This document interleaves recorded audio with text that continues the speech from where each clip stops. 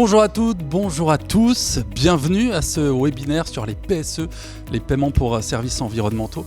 Je suis ravi de vous accueillir, je m'appelle Gauthier Patureau, je suis votre animateur pendant ce webinaire. Alors je ne suis pas seul, vous verrez qu'autour de moi il y a des témoins également, vous entendrez leur histoire et leur engagement dans quelques instants.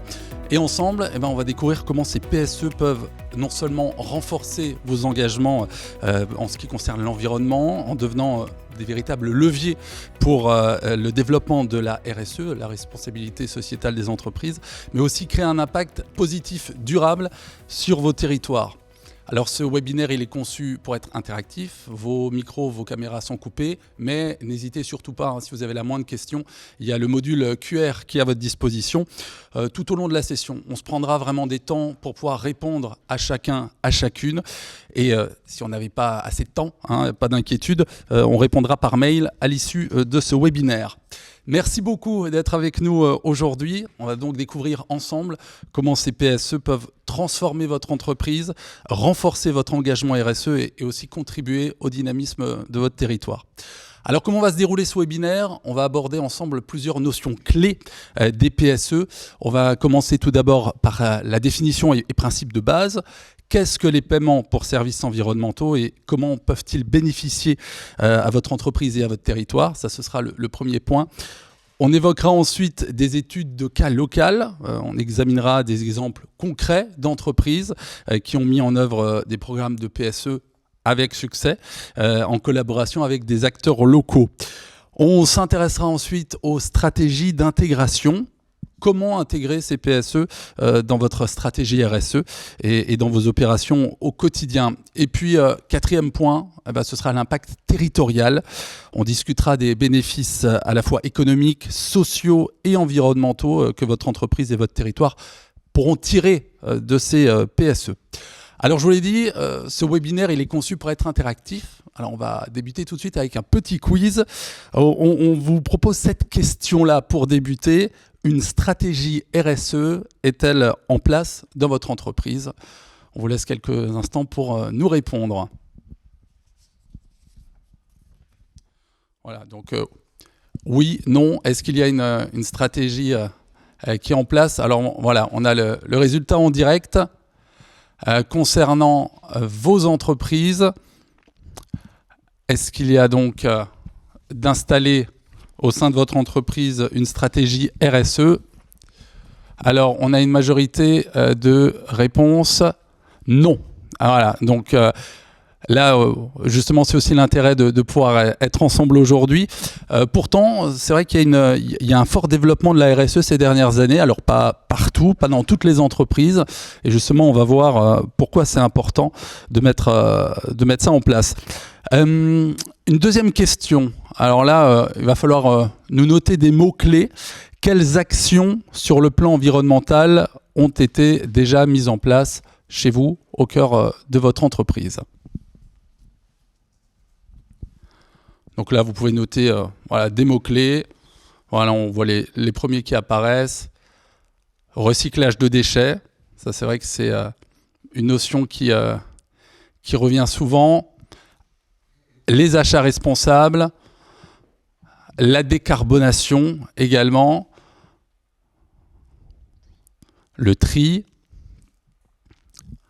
Voilà, les mots arrivent petit à petit. Voilà ce que vous mettez en place au quotidien de votre entreprise. Alors, tous ces mots ont un point commun. On voit qu'on est pour beaucoup encore sur des actions qui portent sur l'interne. Et c'est vrai qu'il y a eu une enquête nationale qui a été portée sur un panel de 26 entreprises l'an dernier, en 2024, dans le cadre du projet CAP PSE. On s'est rendu compte que souvent, les premières actions portaient sur l'interne. Donc on lisait tri, on lisait recyclage des déchets, il y a également la meilleure gestion de l'eau, la mise en place de ruches aussi, ce sont des actions qu'on peut voir au quotidien sur des entreprises, ou encore, là vous avez tous ces exemples qui s'affichent, ou encore le passage de la flotte de véhicules en électrique. Voilà un petit peu tout ce qui peut être réalisé en interne.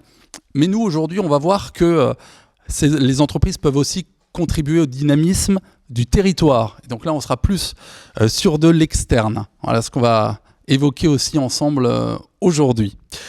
Alors si on veut parler de PSE, on va croiser pas mal de termes et c'est bien peut-être de reposer les bases pour certains d'entre vous parce que c'est vrai que quand on les connaît pas, ça peut interroger. Donc on va refaire un petit point ensemble avec une autre question. D'après vous, quel dispositif offre un cadre réglementaire pour les entreprises, les obligeant à réaliser un bilan de leur impact environnementaux? Voilà. Quel dispositif au pluriel, hein, c'est possible. Quel dispositif offre un cadre réglementaire pour les entreprises, les obligeant à réaliser un bilan de leurs impacts environnementaux? Alors vous avez plusieurs propositions. Et le résultat, donc il y a non pas une, mais deux bonnes réponses. Alors la première bonne réponse, c'est la CSRD, voilà, que vous avez identifié. La CSRD ou la directive de reporting sur la durabilité des entreprises. Alors c'est un cadre effectivement réglementaire obligatoire. Cette nouvelle directive européenne est entrée en vigueur il y a 2 ans et elle impose aux grandes entreprises de publier chaque année publiquement des informations détaillées sur leur impact en matière de durabilité. Alors, cette réglementation, elle exige, c'est vrai, une transparence renforcée sur vos émissions de gaz à effet de serre, par exemple, l'impact sur la biodiversité aussi, également sur les droits humains, à la fois sur la chaîne d'approvisionnement et également sur la gouvernance de l'entreprise. Et à noter quand même, parce que c'est un chiffre assez parlant, elle pourrait concerner la CRD, environ 50 000 entreprises en Europe d'ici 2029. Voilà, donc ça, c'était la première bonne réponse. Je dis la première parce qu'il y en a une deuxième. Les ESRS, ce sont là des normes européennes qui précisent comment ces entreprises doivent faire ce reporting qui est imposé par la CRSD.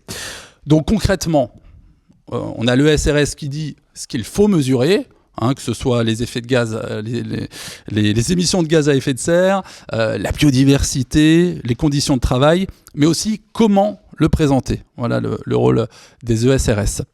On peut faire un petit tour également sur les autres termes qui ont été proposés dans ce questionnaire. Il y avait notamment TFND.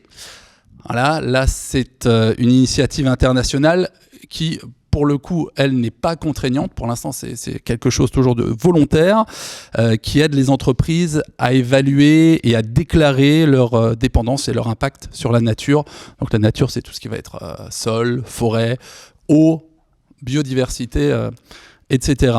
Alors le but de la TFND, c'est d'intégrer les risques liés à la nature dans toutes les décisions, à la fois financières et stratégiques donc, de l'entreprise. Et le lien qui va être fait entre la TNFD et justement les ESRS et la CSRD, eh bien, c'est que la CSRD, elle demande de rendre compte de l'impact sur la nature et la TNFD, eh bien, elle va donner une méthode volontaire pour le faire. Voilà, ça c'est la TNFD. On avait également parmi les propositions la SBTN. Alors là, c'est une organisation qui aide les entreprises à se fixer des objectifs environnementaux et qui sont fondés sur la science. Voilà, donc pour ce qui est le climat, les sols, la biodiversité. Donc là, on ne va pas seulement parler de réduire les émissions, on va être beaucoup plus précis, mais réduire de tant de pourcents, par exemple, pour rester en dessous des 1,5 degré. Voilà, ça c'est un exemple de la SBTN qui va donc donner des objectifs scientifiques précis pour les entreprises qui doivent rendre compte de leurs engagements et de leurs actions. Voilà, et puis l'autre terme qui était proposé, la RSE, la responsabilité sociétale des entreprises. Vous le savez, ça c'est l'engagement volontaire et défini par la Commission européenne comme la responsabilité des entreprises vis-à-vis des effets qu'elles exercent sur la société. Autrement dit, la RSE, elle désigne la contribution des entreprises aux enjeux du développement durable. Elle vient donc nourrir en quelque sorte la CSRD. Voilà pour les explications pour ce quiz auquel vous avez participé. Alors, on va continuer, on a encore tout au long de ce webinaire quelques questions à vous poser.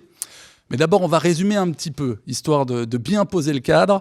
Les PSE, donc, ce sont des outils opérationnels qui permettent aux entreprises à la fois d'atteindre des objectifs fixés via la SBTN, tout ce qui est restauration de biodiversité, neutralité carbone, de réduire aussi l'impact sur la nature, le reporting TNFD, et puis montrer des actions concrètes de leur reporting CSRD et ESRS. Donc c'est agir concrètement dans le cadre de votre stratégie RSE. En fait, on pourrait dire c'est une preuve d'engagement réel, en fait. C'est pas juste du reporting, là, qui permet d'améliorer donc la réputation de l'entreprise et aussi de renforcer sa résilience. Voilà. On pourrait peut-être, avant de laisser place au témoignage, proposer une définition des PSE un peu précise, ces fameux paiements pour services environnementaux. Donc c'est un concept économique dont le principe consiste à rémunérer des agents pour les services environnementaux qu'ils vont rendre à d'autres agents. Voilà un peu le fonctionnement. Et les contractualisations PSE engagent donc d'une part les financeurs, on va en rencontrer dans quelques minutes. Ces financeurs, ils souhaitent soutenir des actions dans le cadre de leur stratégie environnementale. Et d'autre part, les agriculteurs qui, par la mise en place de pratiques agro-environnementales, eh bien, vont s'engager à l'atteinte d'un résultat sur un écosystème en échange d'une rémunération. Voilà la précision et la définition de ces PSE. Et là, on va à nouveau vous mettre à contribution avec ce nouveau petit quiz. À quels services environnementaux peuvent contribuer des pratiques agroécologiques ? Voilà. Est-ce que vous avez quelques idées, quelques inspirations quand on parle donc de pratiques agroécologiques, justement, à quels services environnementaux peuvent contribuer ces pratiques agroécologiques? Comme tout à l'heure, voilà, vous nous écrivez quelques mots. Alors, on parle de qualité de l'eau, on parle de carbone, de biodiversité.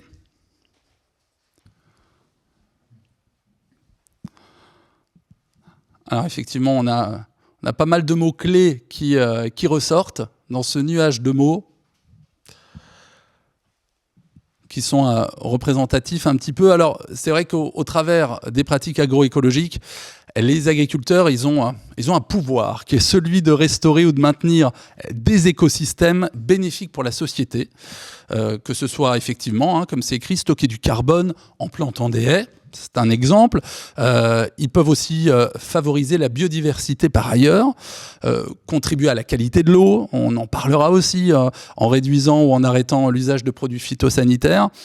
Ils peuvent aussi limiter les risques d'incendie en entretenant, grâce à l'élevage, certaines zones qui sont en friche. Voilà, alors, à ce jour, les PSE restent des engagements ponctuels et surtout orientés dans le secteur privé sur le service du bas carbone. On entend beaucoup parler du label bas carbone. C'est vrai que c'est un cadre de contractualisation qui est concret, mais il n'y a pas que ça. Il y a d'autres services environnementaux, pour la biodiversité par exemple, pour la qualité de l'eau, qui ne bénéficient pas d'une structuration aussi avancée, de méthodes labellisées par exemple, ou encore de prospection commerciale, et qui ne sont pas autant généralisées. Mais pour autant, il y a récemment des crédits biodiversité qui émergent. Et donc, c'est aussi l'intérêt de ce webinaire, de voir ce qu'il est possible de mettre en place à travers des projets inspirants que vous allez découvrir dans quelques instants. Justement, des entreprises sont là aujourd'hui pour vous en parler, pour témoigner de leur expérience. Deux exemples de projets PSE que nous allons vous présenter cet après-midi. Et on va vous expliquer donc ces paiements donc, pour services environnementaux. Et on va démarrer avec le projet Carbocage. Et là, je vais me tourner vers Marie Rullier, qui est coordinatrice de Solena. Bonjour. Bonjour.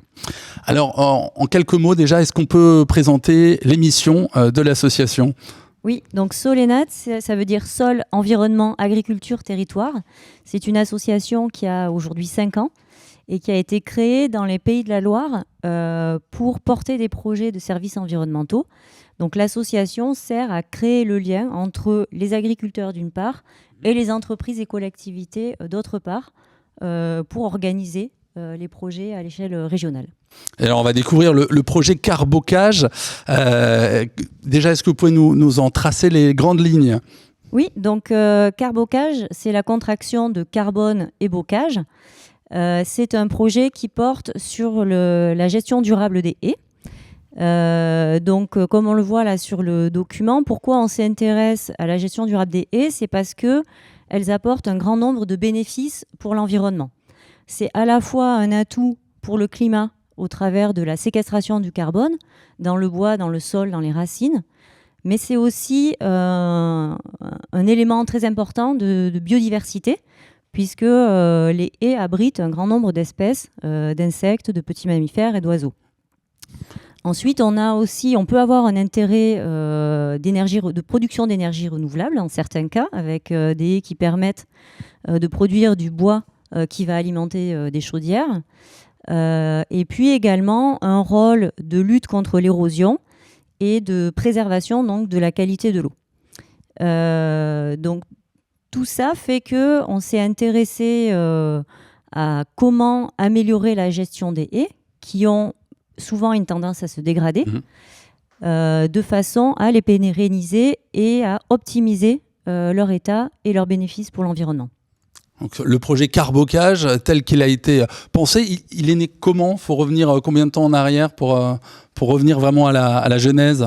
Alors, il y a eu d'abord un travail de recherche et développement pour quantifier les intérêts des haies pour la séquestration du carbone et les autres bénéfices et établir une typologie des haies et des manières de les gérer pour optimiser l'ensemble de ces fonctions. Donc, tout ce travail de recherche a abouti à la création d'une méthode qui est labellisée par le label bas carbone, donc c'est-à-dire une méthode reconnue par le ministère de l'écologie, qui permet aujourd'hui d'accompagner les agriculteurs dans la gestion durable des haies et de quantifier les bénéfices que le projet apporte.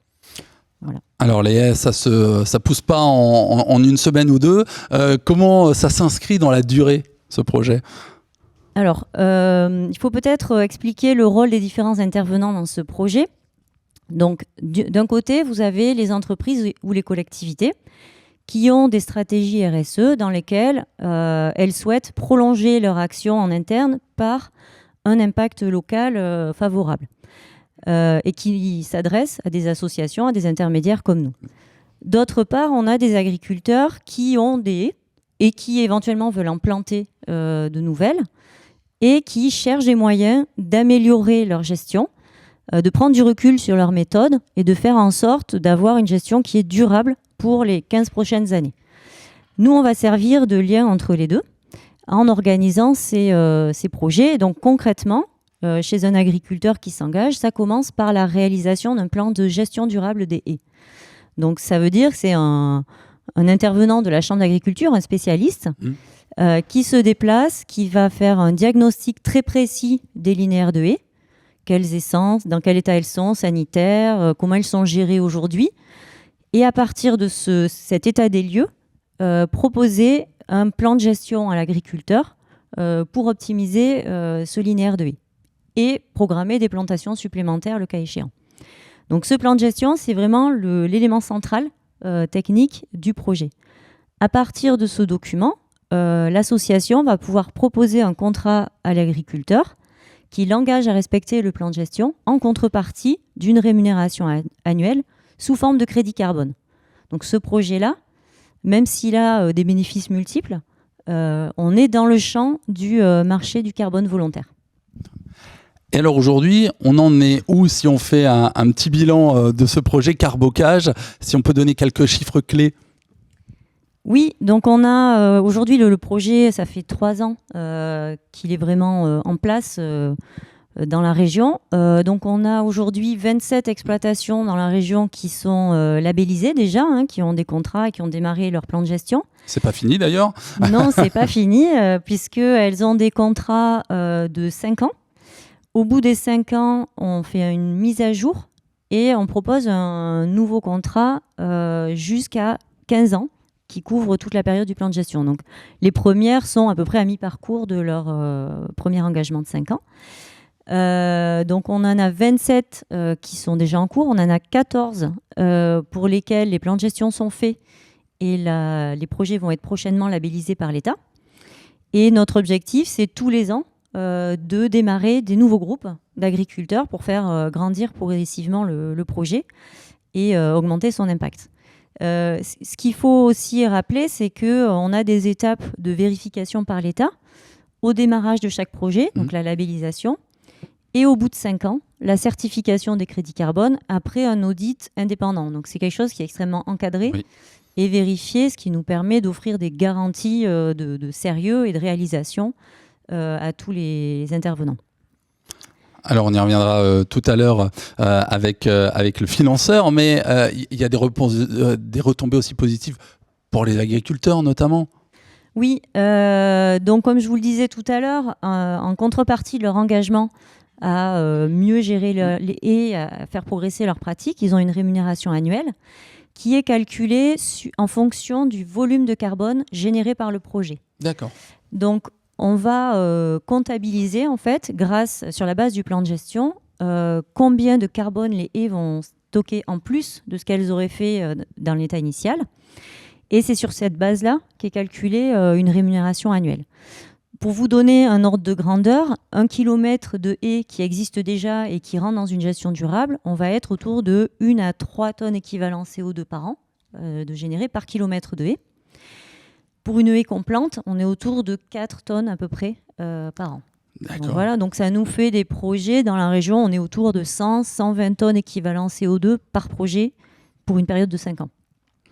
Un beau projet Carbocage. On va rencontrer un financeur dans quelques instants, mais d'abord, on va donner la parole à un agriculteur qui participe à ce projet.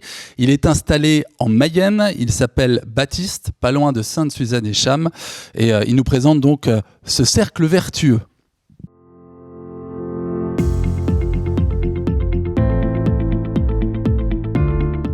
On est exploitant dans l'éco-Évron, sur 249 hectares, avec 45 km de haies. Et nous produisons essentiellement du foin séché en grange pour le commerce, des vaches allaitantes charolaises limousines. Il y a 180 hectares de prairies. Et ensuite, la culture vient en rotation en fait avec les prairies temporaires. Moi, à la base, je suis architecte urbaniste, donc spécialisé en bâtiments agricoles et en milieu rural. Donc, j'ai travaillé en Suisse où j'ai découvert des techniques au final de séchage que j'ai voulu retranscrire en fait en Mayenne. Et donc j'ai eu l'opportunité de m'installer en reprenant la ferme familiale donc de mon père et de mon oncle avec mon cousin en 2020. On a transformé au final l'exploitation agricole qui était 100% en élevage allaitant en unité de production de foin séché en grand. Le séchoir fonctionne au bois déchiqueté, issu des haies. L'exploitation a à l'origine déchiquete du bois depuis plus de 15 ans pour les valoriser.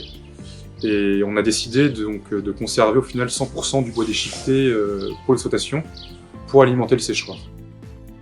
Le bois, c'est une activité sur l'exploitation. C'est une production. On a voulu aller un peu plus loin et aller dans cette dimension du carbone. Une première étape, quel est l'état des lieux, et ensuite la mise en place d'un plan de gestion des haies, qui incite du coup un exercice annuel pour travailler ces haies, les entretenir, les cibler. Il faut s'y tenir. C'est un engagement, et il y a du travail. Après le plan de gestion, le contrat a évalué du coup le stockage également potentiel des haies sur l'exploitation agricole. Ce stockage annuel de carbone est tout de suite mis en lien avec l'exercice carbone d'une entreprise privée ou de plusieurs entreprises. C'est Solenat qui met en relation l'entreprise avec l'agriculteur. Et ensuite, on a un engagement de manière à justement ne pas saboter ce stockage carbone dans les années qui nous lient au contrat. Parce que le plan de gestion, on le signe et on doit le respecter. C'est lui qui nous lie au final au stockage annuel du carbone. Alors, on avait déjà un plan de gestion de haies qu'on avait mis en place avec la Chambre d'agriculture pour justement avoir une vision en fait à long terme et à moyen terme sur la production des haies. On avait déjà fait au final la plupart des démarches, ce qui fait que c'était assez facile à mettre en place de notre côté. Donc nous, on est en partenaire avec MDPAC, donc, qui est à proximité. La vente de carbone qui sont liées aux haies sur un partenariat de 5 ans renouvelable nous permet au final d'investir dans des broussailleuses, un broyeur d'accotement et un lamier, de manière à pouvoir entretenir de manière plus régulière et plus optimale les 45 km de haies. Ce qu'on a mis en place en Carbocage, on a réimplanté 1,2 km de haies. tous les ans, on a des haies qui sont ciblées, linéaires, à entretenir, c'est-à-dire un élagage de haute tige, ou alors une coupe rase sur certaines haies. Le bois n'a pas souvent de valeur aux yeux des agriculteurs, même aux yeux des biens communs. Et donc la mise en place de cette gestion des haies permet de se rendre compte au final de la valeur qu'on a en stockage carbone, déjà, en brise-vent, en niche de biodiversité. Les coévrons, c'est un bocage aussi, donc c'est une entité territoriale, les haies sont importantes et font partie du patrimoine local. Pour nous, c'est un cercle vertueux la haie, parce qu'elle est complètement incluse dans l'exercice complet d'une production. Le bois sert au séchoir, qui sert à sécher du foin, qui est pour les vaches, donc il y a une boucle entière qui est bouclée avec ce bois.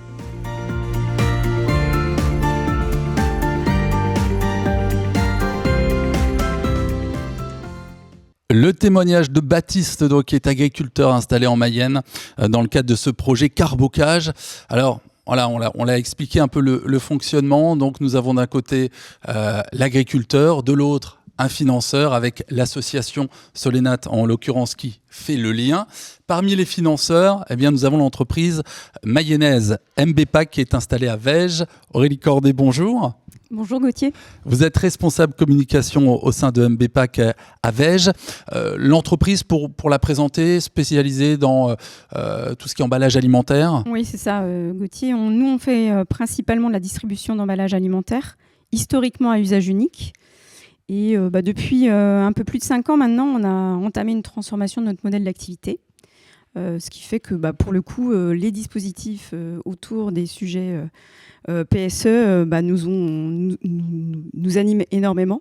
Et donc, c'est dans ce cadre-là en fait, qu'on a pu profiter du projet Carbocage. Et alors justement, la découverte de ce dispositif s'est faite de quelle façon ?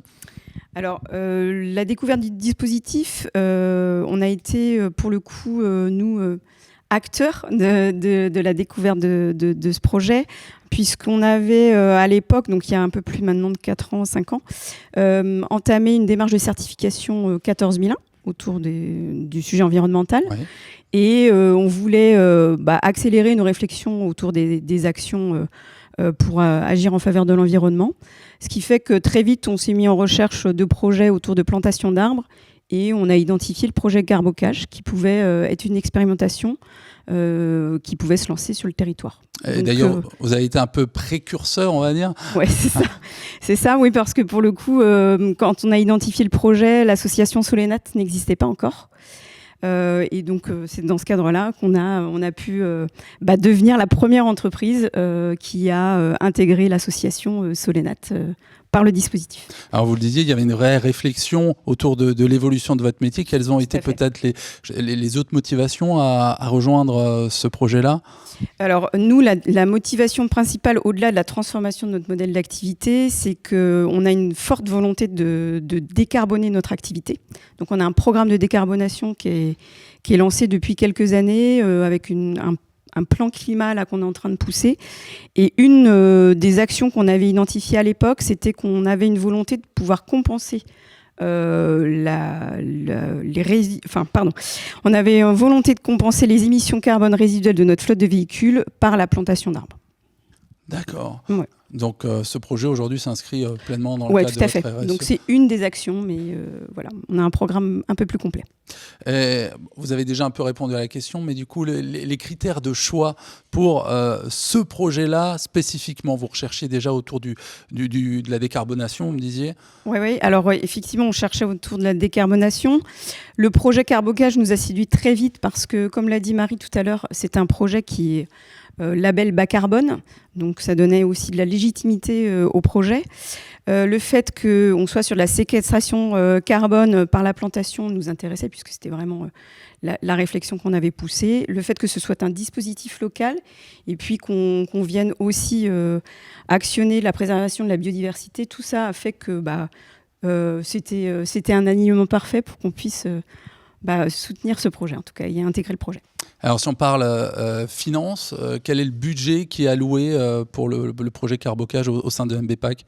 Donc, le projet, c'est donc un programme donc, sur 5 ans. Le projet alloué sur les 5 ans, il est autour de 18 000 €. Donc, avec 3 600 € par an pour le coup, qui sont répartis.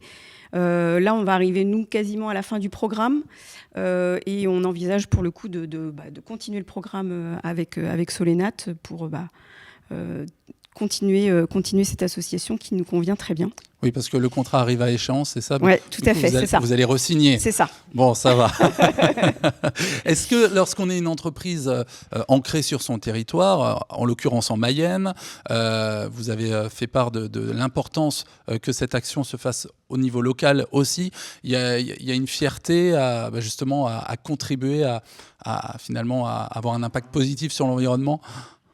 Oui, il y a une fierté, puis il y a aussi... pour le coup, même en interne chez nous, au niveau des collaborateurs, c'est assez riche parce qu'on a été à plusieurs fois à la découverte des agriculteurs qu'on accompagne sur ce dispositif-là. Inversement, il y a eu des échanges aussi côté agriculteurs, puisqu'on a été il est venu à notre rencontre également. Donc, c'est très intéressant d'un point de vue relation avec le territoire de proximité. Et puis, le fait que ce soit ultra local, avec nous, nos collaborateurs qui habitent à proximité, ça résonne énormément, quoi. Alors, je vous l'ai dit, ce quiz, ce webinaire, il est interactif. Il y a eu des quiz qui vous ont été proposés. Et puis, vous pouvez aussi poser toutes vos questions. Et justement, je vous propose un temps pour faire un point sur les questions que vous avez pu poser depuis le début de ce webinaire. Et on va vous apporter des réponses. On a une première question. Outre les cas pratiques, est-ce que vous pouvez préciser pour un projet type qui paye quoi à qui et pourquoi faire? Alors là, peut-être l'association Solénat Marie qui pourra répondre à cette première question. Oui, concrètement, dans les projets de PSE privés, comme on les porte nous, l'entreprise paye une contribution, soit carbone, soit mécénat ou autre, à un intermédiaire qui est souvent une association. Et ensuite, c'est l'association qui fait le lien contractuel avec les agriculteurs et l'intermédiaire de financement et qui est en charge de tout le suivi administratif, technique, etc. Donc, d'une part, on a un contrat entre l'entreprise et l'intermédiaire, oui, l'association, et d'autre part, des contrats individuellement entre chaque agriculteur et l'association. Très bien, merci pour cette réponse. On nous demande aussi quel type d'entreprise s'intéresse à ces projets. C'est vrai, est-ce qu'il y a des profils types d'entreprise? Difficile de dresser un profil type. En fait, on a des entreprises qui vont de PME locales à des grands groupes nationaux, voire internationaux. Je dirais, ce qui les relie entre elles, c'est vraiment l'intérêt pour des projets locaux concrets vérifiés qui vont dans la ligne de leurs actions RSE. C'est vraiment ça qui est commun entre les différentes entreprises. Après, dans les domaines d'activité, il y a un petit peu d'industrie, surtout des services, dans des domaines très variés et pas forcément proches de l'agriculture, quoi. Ça peut s'adresser un peu à tout type d'entreprise. Et on parlait de qui paye qui à quoi, vous le disiez, des tailles d'entreprises très variées et donc des budgets, entre guillemets, alloués aussi très, très différents. Très varié peut-être. Oui, exactement. Donc là, on discute au cas par cas en fonction des capacités de l'entreprise et de ses besoins pour lui proposer en face des projets qui correspondent à ses besoins. Alors Aurélie, vous travaillez au sein de MBPAC à Vège en Mayenne. Est-ce que vous y trouveriez des inconvénients à ce PSE, peut-être des choses qui n'ont pas marché tout de suite ou des axes d'amélioration peut-être? Pas évident pour le coup, la question. Des axes d'amélioration, si, je pense que le lien peut-être avec l'association aujourd'hui, nous on se rencontre régulièrement, Marie, oui, parce qu'on est sur des réseaux un peu autres, mais pour le coup, ce lien avec Solénat, on ne l'a pas forcément très régulièrement, au-delà de ça. Donc ça, je pense que ça pourrait être vraiment... un axe d'amélioration assez intéressant, nous permettre aussi, pour le coup, de rentrer en relation avec les autres entreprises qui sont acteurs de ce type de projet, mais également les autres agriculteurs, avoir des événements où on peut aussi partager et puis pouvoir échanger sur nos enjeux d'entreprise et enjeux côté agriculteur, ça pourrait être très très intéressant pour le coup. Alors on parlait des axes d'amélioration, les avantages aussi peut-être que vous en avez retirés de ce projet. Oui, alors du coup j'en ai parlé un petit peu pour le coup, le fait que on ait pu aller à la rencontre pour le coup nous des agriculteurs qu'on accompagne, mais au-delà de ça, clairement on a engagé d'autres actions autour de ces sujets plantation d'arbres. On est vraiment en réflexion aujourd'hui, nous, sur une autre zone humide qui est à proximité de notre entreprise pour en faire un espace de biodiversité. Donc voilà, on a vraiment poussé les réflexions un peu plus loin. Et pour le coup, l'idée là autour de la zone humide, elle a émergé de nos collaborateurs. Ah donc, oui, voilà, c'est-à-dire que tout le monde s'empare un peu de cette question. Ouais. Merci pour cette réponse. Est-ce qu'une collectivité, Marie, peut participer à un dispositif PSE ou pas ? Oui, c'est possible. On commence à avoir des partenariats sur ces sujets-là, sous différentes formes. Aujourd'hui, plutôt sur la partie contribution carbone, pour une partie des émissions de la collectivité. Donc oui, c'est possible. C'est un petit peu plus complexe juridiquement, ça demande de passer par des étapes de marché public, mais c'est tout à fait faisable. Alors on parle de votre rôle d'intermédiaire, on le disait là, entre agriculteurs et financeurs dans le cadre de ce projet Carbocage. Là, vous êtes une association. Est-ce qu'on peut imaginer un autre type d'intermédiaire, une autre structure, je ne sais pas, collectivité par exemple, ou autre ? Alors je ne sais pas qui, Marie, peut éventuellement répondre à cette question. Sur le principe, oui. Après, il faut avoir à la fois les statuts adaptés pour le faire et l'ensemble des compétences en interne pour développer ce type de projet qui demande à la fois d'avoir un réseau de conseils techniques capable de suivre les agriculteurs, la capacité à aller chercher des financements et puis tout l'aspect juridique, contractuel, suivi administratif. Alors, une autre question que l'on vous pose, que vous nous posez plutôt sur le modèle QR. Sur ce module, vous pouvez intervenir à tout moment. On aura d'autres temps dédiés à ces réponses tout à l'heure. Est-ce que vous avez une estimation du pourcentage consommé par l'intermédiaire et les tâches administratives des 3 acteurs et du pourcentage de financement qui finit réellement dans la poche de l'agriculteur ? Alors là, ça dépend de chaque projet et de chaque structure. Chacun a son modèle économique propre. Pour ce qui nous concerne, sur le projet Carbocage, on est autour de 14% de frais de gestion qui servent à toute la partie suivie et aussi à financer les audits pour la labellisation. Oui. Après, il y a d'autres projets où on peut monter à 20-25% sur des projets notamment d'élevage. Oui. Réduction des émissions en élevage, parce que là, il y a plusieurs intervenants. Donc, quand on cumule l'ensemble du travail qui est réalisé, on est plutôt autour de 20-25%. Merci pour votre réponse. Une dernière question avant de passer au deuxième témoignage. La dernière de cette session de questions-réponses. Est-ce que vous avez identifié des points bloquants au développement de ces démarches et est-ce qu'il y a d'autres actions que les entreprises pourraient financer aux agriculteurs, Marie ? Oui, bien sûr, il y a plein d'autres actions possibles. Le champ des PSE est vraiment très vaste et le deuxième exemple qui sera présenté tout à l'heure vous le montrera. Nous, ce qu'on a à côté du projet mis en avant aujourd'hui, c'est des projets de réduction des émissions en élevage, en grande culture, et des projets aussi qui portent spécifiquement sur des aménagements pour la biodiversité. Il peut exister aussi des projets centrés sur la gestion de l'eau ou avec des entrées agroécologiques très larges. Donc c'est assez vaste comme sujet. Donc les entreprises qui nous regardent, qui nous suivent, trouveront forcément, s'ils ont envie de mettre en place des PSE, un projet pour lequel ils auront une affinité particulière. Oui, et ce que je dois dire, c'est qu'aujourd'hui, on a sur le territoire beaucoup d'agriculteurs qui sont intéressés, qui sont motivés, qui viennent spontanément frapper à notre porte pour dire « j'ai entendu parler de ce projet, ça m'intéresse, est-ce que vous pouvez m'accompagner dans cette démarche ?» Donc aujourd'hui, notre principal levier, c'est d'aller chercher des nouveaux partenaires pour pouvoir accompagner des nouveaux groupes d'agriculteurs. Le premier projet Carbocage, nous vous l'avons présenté, donc, qui se base en Mayenne. On va quitter les pays de la Loire et on va prendre la direction de la Bretagne avec le deuxième témoignage, le projet du Lac-au-Duc. Dominique Loubert, bonjour. Bonjour.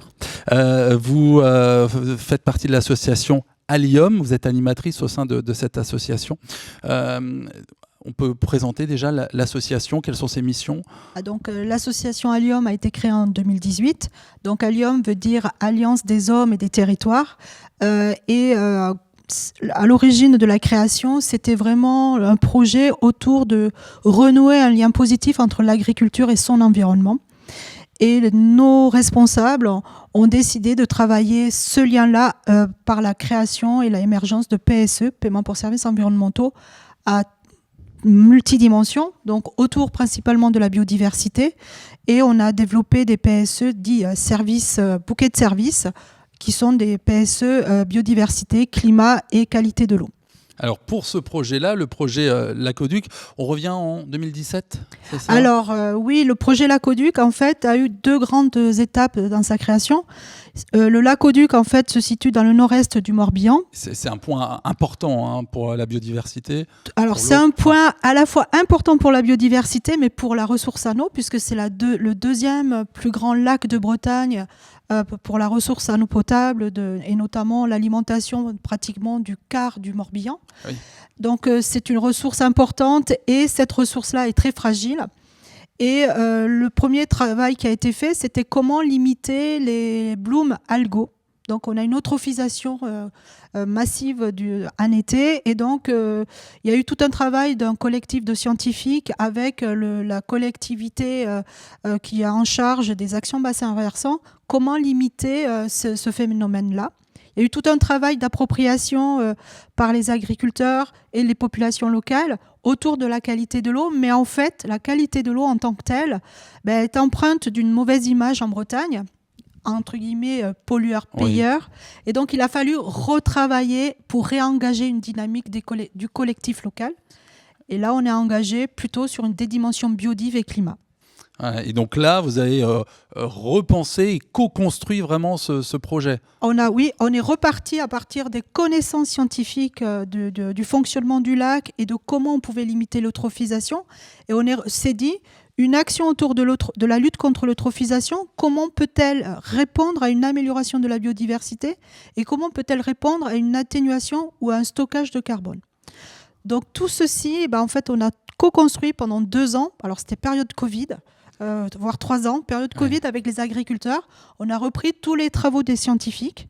Et on a regardé entre les pratiques agricoles qui étaient faites sur ce territoire-là et les attendus sur la diminution de l'eutrophisation du lac, comment les agriculteurs pouvaient modifier leurs pratiques pour permettre la limitation de l'eutrophisation, mais gagner en biodiversité et sur la dimension climatique aussi. Donc concrètement, ça veut dire qu'au quotidien, ils ont adapté certaines façons de travailler. Donc on a travaillé, on a revu toutes les pratiques agricoles, tout ce qu'ils faisaient, leur système. On a travaillé aussi sur les infrastructures agroécologiques, c'est-à-dire les bords de champs avec le bocage, les zones humides, les ceintures de bas-fond, donc qui sont les protections des cours d'eau.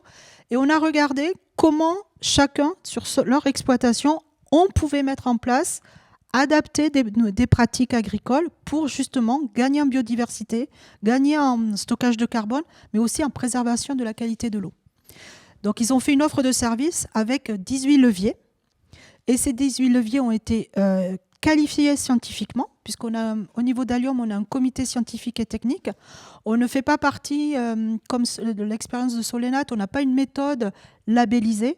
Donc, on a voulu se rapprocher de la rigueur scientifique. Et donc, c'est un collectif de scientifiques qui ont validé tous les éléments proposés par les agriculteurs pour permettre d'avoir une certaine robustesse à présenter aux financeurs. Et tout ça s'est fait sur 3-4 ans. Et en 2024, on a signé les premiers contrats. Et la particularité, c'est qu'il y a de nombreux financeurs, de nombreux porteurs de projets. Voilà. Alors, on a fait un pool de financeurs. Ce qu'on a fait aussi, c'est qu'à avec le travail qu'on a fait avec les agriculteurs, on a travaillé avec l'impulsion du Crédit Agricole sur ce qu'on appelle un comité des financeurs. On a réuni fin 2022 un certain nombre de financeurs pour présenter l'offre et le projet des agriculteurs et du territoire et voir comment ils pouvaient s'impliquer.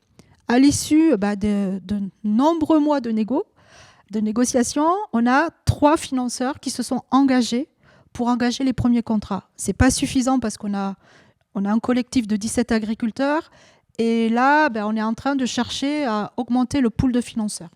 Très bien. Eh bien, parmi les financeurs, vous le disiez, il y a le Crédit Agricole du Morbihan. On va y revenir en détail dans quelques instants. Un mot sur les bénéfices, parce que là, on parle d'actions très concrètes au quotidien faites de la part des agriculteurs. Depuis le début du projet, est-ce que ces bénéfices se font déjà sentir sur place ? Concrètement, on a engagé une dynamique locale entre les agriculteurs, les collectivités, parce qu'il n'y a pas que la collectivité bassin-versant qui est impliquée, et les riverains du lac.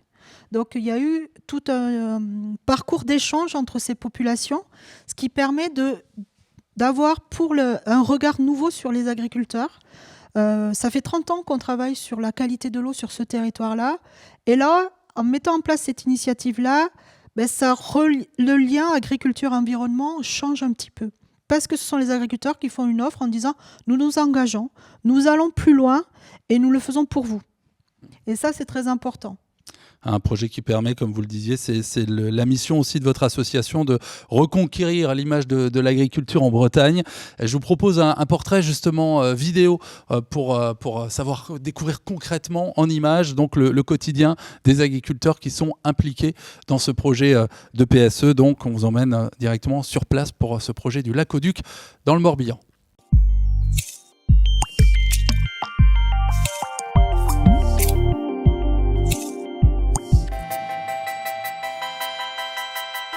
L'intérêt du PSE pour nous, c'est quand même l'opportunité de rentrer dans ce qu'on appelle tout ce qui est la protection de l'eau, tout ce qui est l'aménagement qu'on peut faire, qui peuvent participer à financer les différents matériels qu'on peut acquérir dans le cadre notamment des matériels de semi-direct qui sont quand même aujourd'hui du matériel assez onéreux. Ça ne va pas tout remplacer, mais c'est quand même une belle porte ouverte, c'est l'opportunité qui nous est donnée. Le PSE, ce que j'y vois comme intérêt, c'est le fait de pouvoir enfin faire reconnaître et je dirais, financer tout ce qu'on peut faire et qui a des impacts positifs pour l'environnement et pour la société en général. Je suis sur une ferme dominante herbagère à 95% et donc avec production de lait et transformation en vente directe en partie et une autre partie circulant. Les PSE sont pour nous, agriculteurs, un moyen de reconnaissance de notre travail que nous faisons tous les jours, tous les ans sur nos exploitations pour l'environnement. Le principe d'un PSE, on va faire plus attention, donc on va peut-être perdre un petit peu en production, donc ça peut être compensé. Après, il ne faut pas oublier qu'un paysan, c'est celui qui fait le paysage. En fait, ici, on est sur une parcelle qui a été plantée il y a 4 ans et demi avec des noisetiers. Ouais. Et déjà, avant de planter les noisetiers, il y avait déjà une haie bocagère qui était déjà en place. D'accord. Parce que c'était un souhait au niveau de maintien des sols. Mmh. Et puis, en plus, elle est en bas de champ, donc après, il y a différentes essences, ça... Donc là, elle a bien poussé depuis 15 ans. Et le but, en fait, c'est de maintenir un couvert végétal sur le sol pour éviter justement le phénomène d'érosion. Les haies, obstacles physiques à l'érosion, constituent un premier moyen de diminuer les apports de phosphore dans le Lac-au-Duc et de lutter ainsi contre les cyanobactéries. Planter des haies, c'est aussi bon pour la biodiversité. C'est un abri pour la faune et la biodiversité en général. Ça peut aussi être la cueillette des fruits sur certaines espèces, pour moi, mais aussi pour les gens qui passent. Les zones humides, laissées en herbe ou remises en herbe, jouent le rôle de filtre contre l'érosion et constituent un autre moyen d'action pour lutter contre la présence de cyanobactéries dans le Lac-au-Duc. Pourquoi réhabiliter une zone humide? Pourquoi remettre une prairie en zone humide? Pour moi, j'attends... déjà, je peux en faire un fourrage de qualité qui vient, on ne va pas dire qu'il vient tout seul, mais c'est la prairie qui est la culture la plus à même à pousser dans une zone humide. On est obligé de surveiller la zone humide, de savoir si oui ou non l'importance du sol, si on a de l'eau en surface, il est hors de question de venir. Une zone humide, pour moi, je la recherche justement.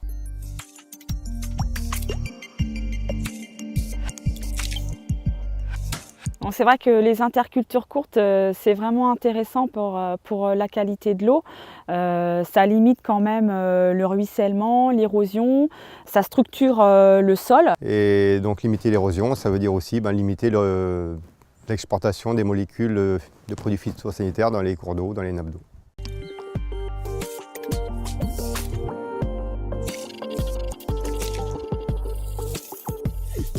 Voilà, le portrait donc d'un agriculteur qui participe à ce projet donc du Lac-au-Duc. Alors on vous a présenté la partie vraiment donc là agriculteur en vidéo et puis là on va rencontrer la partie financeur avec le Crédit Agricole du Morbihan. Paul Isser, bonjour. Oui, bonjour Gauthier. Vous êtes animateur transition au sein du Crédit Agricole du Morbihan. Comment est-ce que vous avez connu ce dispositif PSE ?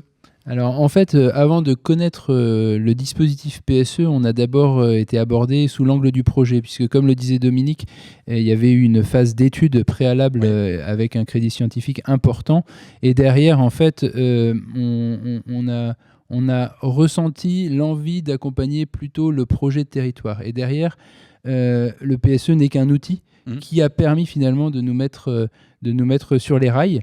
Avec finalement une découverte du projet, parce qu'on est vraiment sur des temps longs, une découverte du projet en 2019 qui a émané du territoire, puisque c'est le syndicat mixte du bassin versant de l'Ouse qui s'est rapproché du directeur du secteur de Ploërmel sur cette thématique, qu'il a escaladé derrière avec une rencontre au niveau du Crédit Agricole avec le service RSE au niveau de la caisse régionale qui a abouti en 2022. Et puis derrière des échanges en parallèle avec Allium pour justement essayer de bien comprendre le principe du dispositif qui permettait de prendre corps. Alors justement, qu'est-ce qui vous a motivé à prendre part et à financer donc ce projet de PSE ? Alors en fait, nos organes de gouvernance en tant que banque coopérative, donc à la fois comité de direction et à la fois conseil d'administration, ont été sensibles à plusieurs dimensions du projet, particulièrement déjà le fait que ce soit un projet de territoire, Crédit Agricole lien au territoire, et effectivement le fait que le projet permettait d'embarquer l'ensemble des acteurs de ce territoire-là. Un projet fédérateur aussi, puisqu'on est sur un enjeu commun, la préservation de la ressource en eau, et qu'effectivement, dans le cadre de la préservation de la qualité de l'eau du Lac-au-Duc, on embarquait effectivement toute l'activité tourisme, l'activité transformation avec les activités agroalimentaires alentour, les particuliers qui viennent jouir des plaisirs du lac et qui leur est interdit une partie de l'année parce qu'effectivement on a ce problème de trophisation. Donc voilà. Donc derrière, effectivement, ce qui nous a aussi animés, c'était que ça permettait, en lien avec ce que disait Dominique sur le changement d'image et la recréation de liens entre les agriculteurs et leur environnement, le fait qu'on mette en avant des agriculteurs qui étaient volontaires. La part volontaire est hyper importante parce qu'avant que le réglementaire vienne effectivement contraindre, il est toujours intéressant de mettre en valeur des initiatives qui sont volontaires et de mettre en valeur justement ces agriculteurs qui étaient conscients des enjeux, soucieux de préserver la ressource vitale pour tous, mais tout en améliorant la résilience de leur exploitation.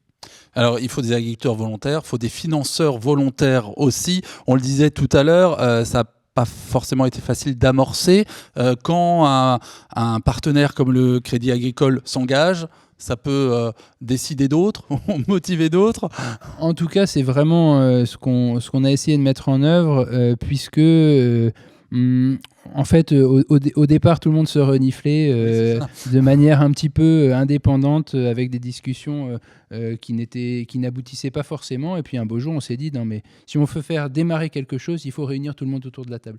Et c'est comme ça qu'on a procédé. Et est-ce que l'appui d'analyse scientifique aussi est un plus au moment de s'engager dans un projet comme celui-ci ?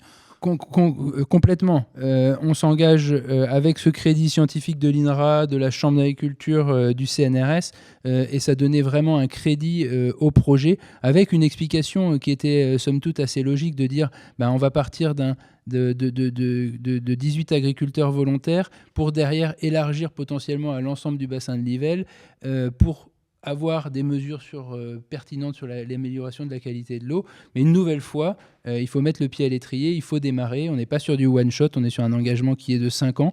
Donc effectivement, le projet a mis du temps à démarrer avec ces 2 premiers contrats signés avec 2 agriculteurs volontaires. Mais derrière, on espère être au début du chemin et continuer à recruter de nouveaux partenaires. Alors ce projet, il s'inscrit pleinement dans votre stratégie RSE au sein du Crédit Agricole. Et de quelle façon ? Alors effectivement, il s'inscrit pleinement dans notre projet RSE au travers notamment du projet sociétal du groupe Crédit Agricole, plus largement, notamment sur la thématique et l'engagement numéro 3 qui est l'accompagnement des transitions agri-agro, avec 2 axes prioritaires, le fait que collectivement on doit tous agir pour un monde plus durable, et puis aussi un côté important et que le projet illustre bien sur une transition juste. C'est-à-dire que comment les agriculteurs, dans le cadre de ce projet-là, effectivement participent, mais doivent être accompagnés pour être en capacité d'adapter leur système de production, potentiellement d'abandonner une partie de leurs terres cultivables pour faire des barrières et limiter les effluents dans les cours d'eau. Donc, du coup, ce volet transition juste était quand même très important à nos yeux. Alors, il existe plusieurs scénarios. Ça peut être les entreprises qui sollicitent une association pour justement faire ce lien. Vous, l'association Allium faisait déjà partie de l'équation à la base. Exactement. Allium faisait partie de l'équation. Alors, on s'était renseigné et ils nous avaient aussi apporté leur connaissance et nous avaient prouvé leur capacité à accompagner le projet au travers d'un premier PSE qui avait eu lieu dans le Finistère. Là, on essayait sur le premier PSE morbihanais, donc on découvrait effectivement. Et c'était finalement la seule association qui était en capacité de nous apporter justement ces compétences juridiques autour de la contractualisation, sachant que pour une entreprise comme le Crédit Agricole du Morbihan, on ne pouvait pas faire du sur-mesure et gérer ça en interne. Alors si on parle de moyens financiers, quels sont les moyens alloués donc, à ce projet et où est-ce que vous avez trouvé les fonds ? Alors, donc en fait, on s'est appuyé sur notre fondation nationale Pays de France qui avait lancé un appel à projet autour de la biodiversité et qui nous a permis de défendre le projet à leur côté, aux côtés de l'association, et qui a permis de lever 20 000 € pour accompagner ce projet. Vous aviez une bonne banque sinon pour demander un prêt, sinon, j'imagine. Exactement, sachant que voilà, dans cette logique d'accompagnement du territoire, on n'a pas forcément regardé qui est-ce qu'on accompagnait, c'est-à-dire on n'a pas regardé la banque du client ou en tout cas du candidat pour pouvoir bénéficier. On était vraiment dans l'ouverture, et d'ailleurs cette ouverture elle s'est concrétisée avec à nos côtés le Crédit Mutuel et Syngenta. Et alors aujourd'hui, ce projet du Lac-au-Duc, vous le valorisez de quelle façon, à la fois en interne au sein du Crédit Agricole, mais aussi en externe ? Alors forcément en externe, effectivement, il y a eu la partie revalorisation au travers de la presse professionnelle et puis la presse plus classique. Mais moi, je mettrais surtout l'accent sur le fait que ça nous a permis d'intégrer un certain nombre de projets, d'initier des réflexions beaucoup plus larges avec la profession autour de l'amélioration, la préservation de la ressource en eau. Et derrière, en interne, également le fait que ça s'intégrait pleinement dans le projet d'entreprise du Crédit Agricole du Morbihan, avec un chantier qui était dédié à l'accompagnement de la transition, des transitions, côté client. Et donc, ça a été aussi un moteur pour pouvoir communiquer au sein de l'entreprise sur les engagements de prix auprès des salariés. Merci pour ces précisions concernant le projet du Lac-au-Duc qui a été lancé dans le Morbihan. Si vous avez des questions, j'ai vu que vous avez écrit notamment depuis le début de ce webinaire. On va prendre quelques-unes des questions que vous nous avez posées. Je le rappelle, si par manque de temps, on n'a pas le temps de répondre à tout le monde, une réponse vous sera apportée par mail après ce webinaire qui par ailleurs est enregistré. Donc n'hésitez pas aussi à le partager autour de vous pour qu'un plus grand nombre ait accès à ces témoignages qui sont importants. On a reçu parmi les questions qu'on a reçues, est-ce que les entreprises qui financent les PSE peuvent obtenir des avantages fiscaux ? Alors nous, Allium comme Solenat, nous sommes nous sommes d'intérêt général, donc nous sommes reconnus d'intérêt général. Et oui, à travers le mécénat, il y a des intérêts fiscaux puisqu'il y a une défiscalisation de 60% potentiellement possible. D'accord, donc ça c'est un point important.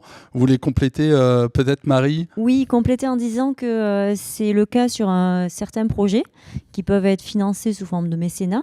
Ce n'est pas le cas quand on est dans le champ de la contribution carbone volontaire. Là, il s'agit d'une prestation qui n'est pas défiscalisable. Donc, concrètement, c'est une convention et une facture qui sont comme une prestation pour l'entreprise. Alors, puisqu'on parle de carbone, on a aussi des questions concernant le premier projet Carbocage qu'on a évoqué il y a quelques instants, notamment les crédits carbone qui sont utilisés pour financer les PSE. Mais est-ce que vous avez connaissance d'autres méthodes de financement, crédit qualité de l'eau, crédit biodiff par exemple ? Qualité de l'eau, non, ça n'existe pas aujourd'hui. Crédit biodiversité, c'est en cours d'émergence, d'expérimentation. Nous, on ne l'a pas encore mis en place à notre niveau, hein, c'est tout nouveau au niveau national. Donc, à défaut de mécanismes équivalents, pour l'instant, on fonctionne sous forme de conventions spécifiques, projet par projet, qui sont construites sur mesure, sous forme de mécénat pour notre part. Et à Lyon, peut-être, tu voudras compléter ? Non, on est comme ça. Les crédits biodiversité à l'échelle France n'existent pas, ont été annoncés par la ministre de l'écologie, mais ne sont pas actuellement effectifs. Actuellement, il y a une réflexion de coupler les crédits biodiv au crédit carbone. Si on veut aller sur des crédits biodiversité, on ira sur des standards internationaux qui sont plus en avance que les standards français sur les crédits biodiversité. Merci de ces précisions. Une autre question, certains intermédiaires se structurent en fonds de dotation pour proposer un avantage fiscal. Quel retour avez-vous sous cette forme d'association ? Est-ce que ça peut être un levier de motivation important pour les entreprises ? Est-ce que l'un d'entre vous souhaite répondre à cette question ? Un fonds de dotation Joker, on n'a pas encore eu l'occasion. On n'a pas eu... Il y a une expérience en Bretagne de fonds de dotation. Elle existe à travers la Brest Biodiv. En fait, on est sur les mêmes alignements que nous au niveau des intérêts généraux en termes de défiscalisation, quoi. D'accord. Voilà, il y a c'est Brest Biodiv qui est alimentée par le Conseil régional de Bretagne et l'association et la Fondation pour l'homme et la nature, animée par la Fondation, et on est là-dessus, quoi. Mais ça ne touche pas forcément les agriculteurs en direct. D'accord. Voilà. Concernant votre projet Carbocage, on a également une question. Et effectivement, c'est une réflexion qui est intéressante parce que le fait que le résultat du projet soit visible avec les haies qui poussent, est-ce que ça facilite l'adhésion des partenaires par rapport à des actions où on verrait moins finalement, où les résultats seraient moins visibles en tout cas, voilà, si on parle du non-travail du sol ou d'actions comme celle-ci? Disons que je pense que tout ce qui touche à l'arbre est assez symbolique et assez facile à comprendre et immédiatement relié à des notions de climat et de biodiversité. Donc c'est vrai que c'est un projet pour lequel on a une relative facilité à expliquer aux entreprises et à se mettre d'accord sur le sujet. D'autres sujets comme la réduction des émissions de gaz à effet de serre, les techniques d'élevage, les techniques de culture sont beaucoup plus complexes à aborder et parfois éloignés aussi du domaine de compétences des entreprises. Donc oui, en effet, il peut y avoir un certain décalage et ce fait d'avoir quelque chose de concret, visible, matériel, quoi, rend les choses plus faciles à appréhender. Et pour les projets... Oui, Aurélie, pardon. Oui, je peux compléter effectivement ce que dit Marie. Effectivement, c'est plus visible. C'est aussi pour ça, nous, quand on a lancé un petit peu toute la démarche autour du programme de décarbonation, on a fait le point d'entrée par la plantation d'arbres. En fait, déjà, au niveau de la pédagogie interne, c'était beaucoup plus simple de pouvoir embarquer les équipes. Et puis, après, voilà, on a aussi cette visibilité sur la durée. Donc, ouais, comme point de départ, ça peut être pas mal au niveau de l'amorçage. Est-ce qu'il y a des retours de satisfaction des agriculteurs sur vos deux projets quel retour est-ce que vous avez dans le Morbihan, par exemple ? Nous, c'est la première année qu'ils ont mis en place leur contrat. En fait, ça a ouvert leur réflexion plus large que le contrat même. C'est-à-dire que les contrats sont limités à certaines parties de l'exploitation, mais ça ouvre la réflexion sur l'ensemble de l'exploitation et on voit changer la totalité de l'exploitation. Donc c'est un regard différent par rapport à l'environnement, parce que c'est eux qui choisissent d'être acteurs et ils ne subissent plus. Et alors sur ce projet-là, comment est calculée la rémunération annuelle des agriculteurs ? La rémunération annuelle, on a gardé les mêmes méthodes que les méthodes crédit carbone. On est parti sur l'évaluation de chaque service, de chaque compartiment, c'est-à-dire la biodiversité, le climat, la qualité de l'eau. Et on a comparé ça. Il existe beaucoup de travaux qui ont été faits scientifiques sur la rémunération des les services écosystémiques rendus. Qu'est-ce que rend la nature à l'homme ? Et on a calé cette valeur monétaire du service environnemental, c'est-à-dire qu'est-ce que l'homme fait pour la nature en fonction de ce que fait la nature pour l'homme. Et donc, en fait, on a quantifié les différents compartiments et on a réussi à évaluer pour chaque dimension la plus-value de l'action de l'homme sur la nature. Mais les résultats écologiques des PSE, que tout projet confondu, ça se mesure comment ? Alors, nous, comme on s'est basé sur un complexe scientifique, on a fait ce qu'on appelle un T0. C'est-à-dire qu'avant d'engager la contractualisation, on a fait l'état des lieux des différents compartiments de l'exploitation sur la dimension biodive, climat et eau. L'agriculteur a choisi d'activer sur telle partie de l'exploitation son contrat. Et donc, à partir de là, on a un T0 et on aura ce qu'on appelle un T5, puisqu'en fait, on fait des contrats de 5 ans. Oui. Et ça, ces deux diagnostics-là sont faits par des scientifiques, des écologues principalement, qui nous font les valeurs T0 et T5. Et entre-temps, on a mis en place, on a outillé les agriculteurs pour faire eux-mêmes leur auto-évaluation de leur action, pour qu'ils arrivent à mesurer les gains biodives, les gains sur la qualité de l'eau. Et bon, sur le carbone, comme disait Marie, c'est plus compliqué.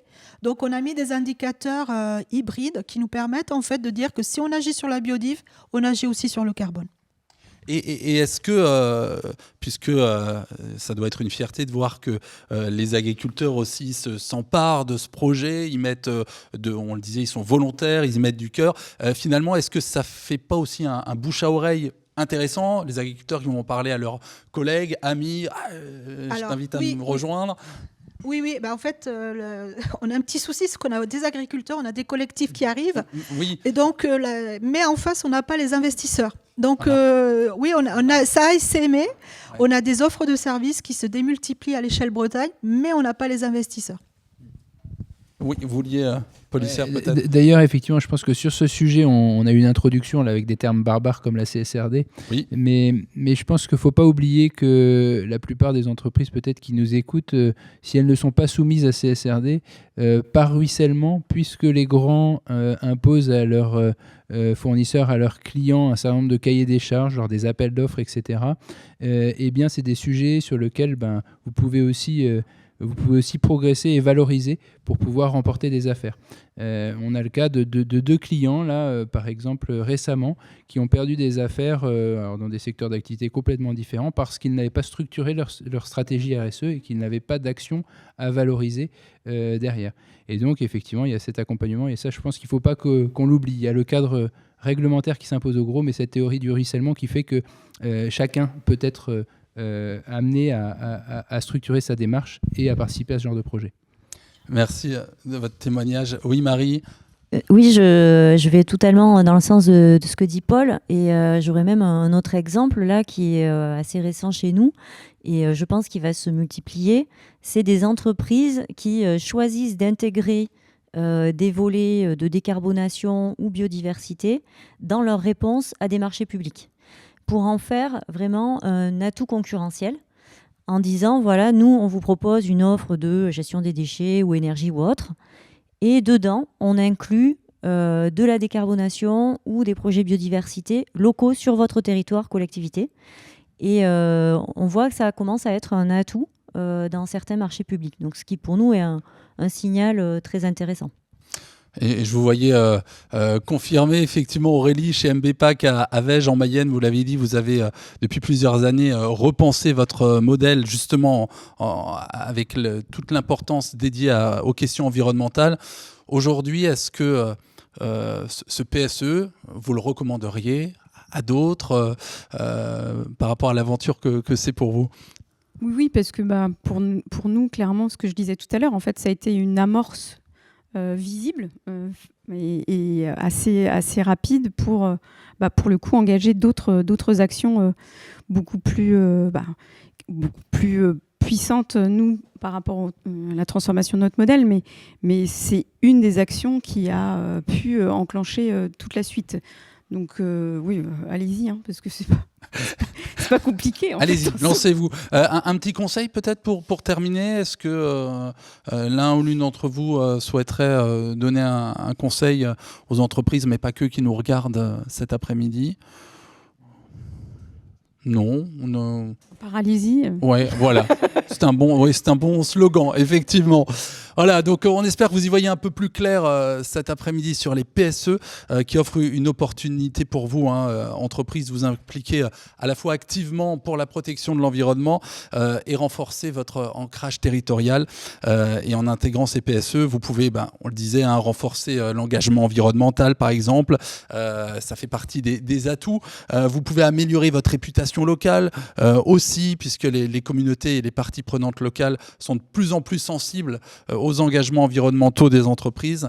Et ces PSE peuvent vraiment renforcer votre positionnement en tant qu'acteur responsable et engagé dans le développement durable de votre territoire. Et puis, les PSE permettent aussi de créer des partenariats locaux en collaborant, on le disait, avec des communautés locales, par exemple, avec des associations, des collectivités. Voilà, vous pouvez vraiment développer des relations solides, durables et favoriser le dynamisme à la fois économique et social de votre territoire. Un mot important également, c'est que vous n'êtes pas seul, puisque vous trouverez des renseignements sur ces démarches PSE grâce à votre contact régional, et on vous a préparé une cartographie justement des contacts en fonction de votre localisation. Et vous pourrez voir donc les associations, les chambres d'agriculture qui peuvent vous accompagner dans des projets à la carte, clé en main. Voilà, vous avez la carte qui s'affiche.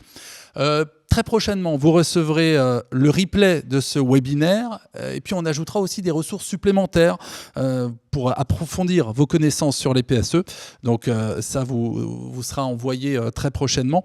Et puis une vidéo animée aussi pour bien expliquer ce qu'est un PSE parce que vous aurez peut-être des questions autour de vous et si vous avez envie d'en parler à des proches, des collaborateurs, des collègues, eh bien, grâce à cette vidéo, voilà, ils auront et elles auront toutes les infos. Pour aller plus loin sur la technique, on a recensé les mesures permettant d'assurer les services environnementaux par les agriculteurs et les PSE associés. Et puis, il y a une enquête de satisfaction aussi qui va vous être envoyée. Merci de bien vouloir jouer le jeu et de nous faire vos retours.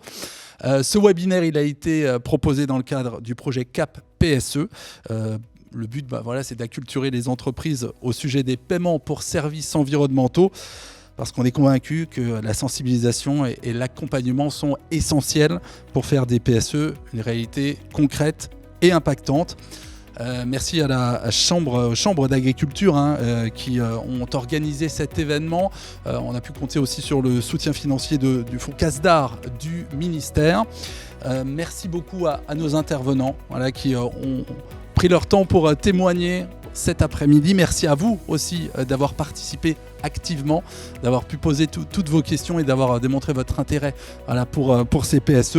Merci beaucoup pour votre engagement et on vous souhaite un très bel après-midi.